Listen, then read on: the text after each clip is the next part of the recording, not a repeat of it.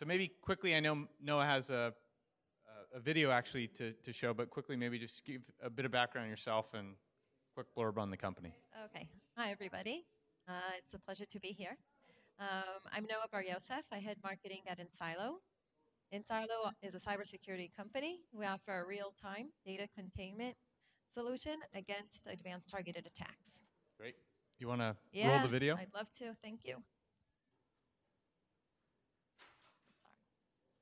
Today's common assumption is that your environment is already compromised, leaving CISOs to play whack-a-targeted attack, predestined to lose against infiltrating threats. It's time that we reverse the Cyberkill chain model. What we need is to prevent the consequences, the theft of data. enSilo offers an exfiltration prevention platform that is real-time, accurate, and app-agnostic. Even when your device is infected, continue working securely without the concern of exfiltration.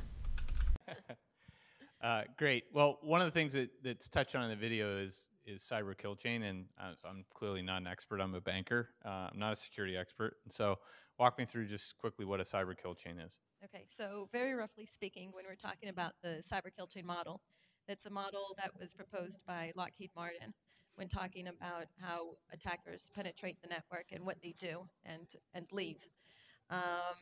And very roughly speaking, if we're looking at the actual malicious activity once inside the network, we're looking at 4 levels.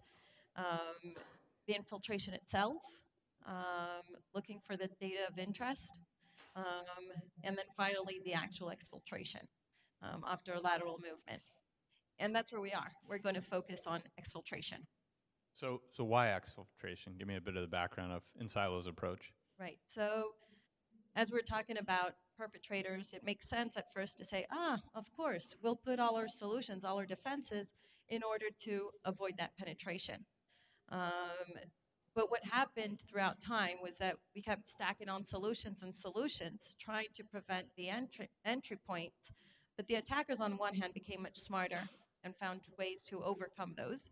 And on the second hand, because we had already so many solutions trying to defend that, we started getting so many alerts we can't just deal with them. And then there's another aspect. First of all, once a company is penetrated, which eventually that happened, the company is saying, hey, game over. We're already compromised. But what's really interesting is that the threat actors, they never say we won.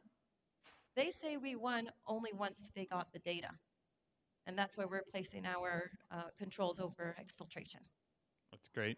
And just obviously one of the things is clearly loss of data, and that's a major threat for a company. But other challenges are just loss of productivity and time, and ultimately costs associated with the network going down for a period of time. You guys actually have a different way to approach that and allow the system to be up and running while all this is happening. Can you touch on that a bit more? Yeah, of course.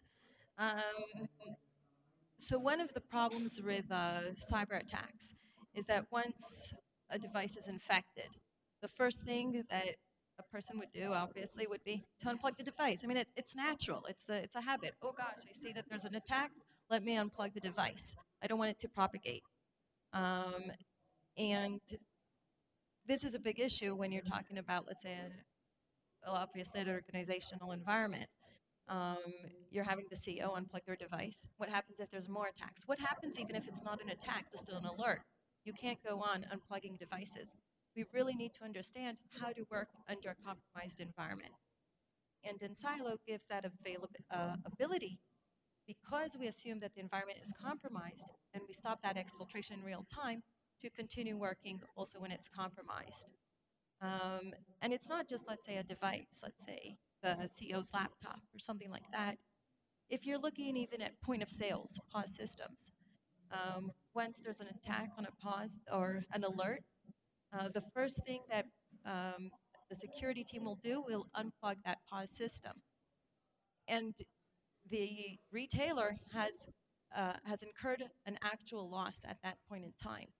But if you're allowing to continue operations, even though it's compromised, or even though when it's there's a suspicious, or it's suspicious that it's been compromised, you're not going to unplug it. And that's one of the rare cases where you actually show an actual ROI over security. So help me understand just some of the secret sauce or how you're product is really differentiated from other exfiltration products that are in the market? It's really easy. We block malicious outgoing communications.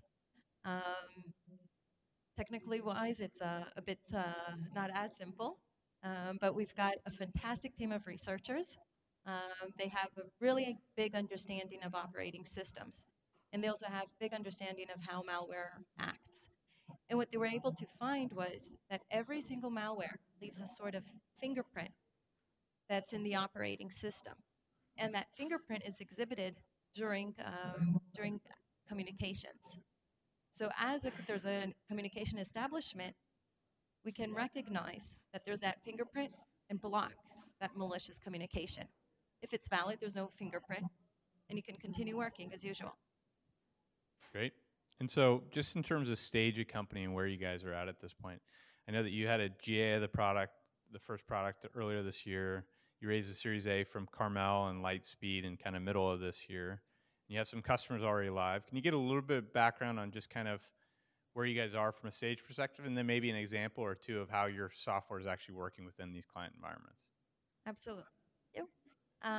So we have an R&D in Israel, and we're also headquartered now in California. So we've got a sales team here. The rest, as I mentioned, the headquarters.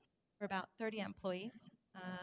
We've got already paying customers and quite a few deployments.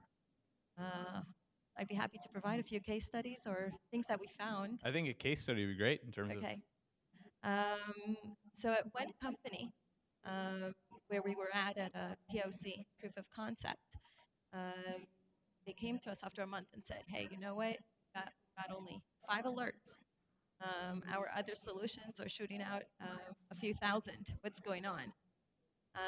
So we actually correlated what we had in terms of those alerts as opposed to the other solution, and we saw that all from those 5 alerts that we showed, 4 appeared with the other solution.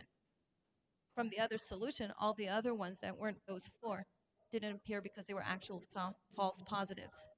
As for the 5th one, that was a really interesting one because it really flew under the radar.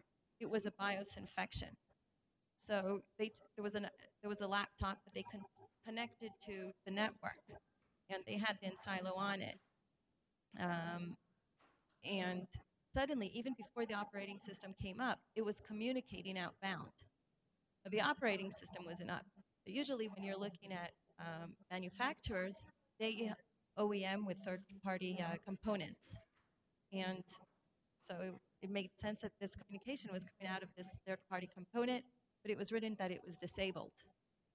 This customer was under heavy regulation, so they looked up, asked the laptop manufacturer, what's going on? They said, oh, it could have been the OEM. They called the OEM. The OEM said, no, it's disabled. You don't have a subscription. Obviously, that was very sensitive. Obviously wasn't disabled, right? Exactly, very sensitive case. I don't know if you've been reading the papers in the past 2 weeks. There's a lot of talk about Moker malware. It's an APT advanced persistent threat that also we found at a customer site in a sensitive network.